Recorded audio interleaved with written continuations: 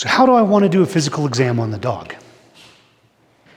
Is this assuming they're injured or just? Nope, just a regular physical exam. Do you guys do a physical exam on your dog?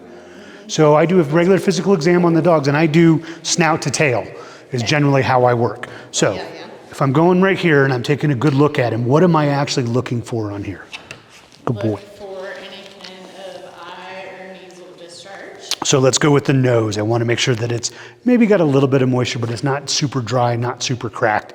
You look at distemper, that's a neurologic piece, and it ends up in the nose, and you end up with some very specific kind of things going on with the nose. But I want to look for discharge coming out clear, not super crazy about it, but it's not that big of an issue. Green, creamy, any of those other colors, I need to take a look at that. There's probably some respiratory stuff that's going along with that as well.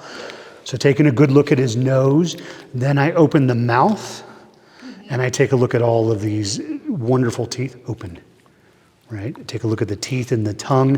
What am I looking for with teeth, gums, and that kind of stuff? Color of the gums. What color am I looking for? Fleshy, not white, right? Gray is really bad, okay? So what they should be is they should be mostly pink. He's got a little bit of gingivitis going on, but I should be able to take my thumb and push on the gums and let it go, and it blanches. It's the same thing if I push on my fingernail and I let it go. Stay there.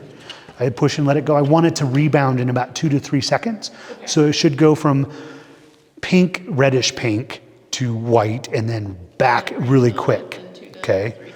So Fiona had congestive heart failure, and that's what she ended up passing away with last week. While she was on her downward trend, I push on the gums and the color would not come back. So I knew that there was a circulation issue going on. So you look at cardio issues, or you look at dehydration, or you look at massive injury with possibly internal bleeding or external bleeding, the gums are going to be a spot to tell you what's going on. Yeah. So this is part of the assessment for your folks. You can go, what's the gums look like? Yeah, and honestly with a lot of our dogs, they have tick disease or something. So. Right, and that's going to be affecting them, because if they've got, we've pulled some res dogs that have their ears completely filled with ticks, and they've been there for long enough, they're big fat ticks that have been sucking a lot of the blood out. They're going to have an issue, and you're going to go, oh, let's go get these things taken care of. We have lots of those CBCs with dogs that have Ehrlichia or... Right. But then you can come back and go, cool, we did a little bit of a transfusion, or we did antibiotics. Is it getting better? So the baseline is a really important piece. This is why we do a good physical exam on the dogs.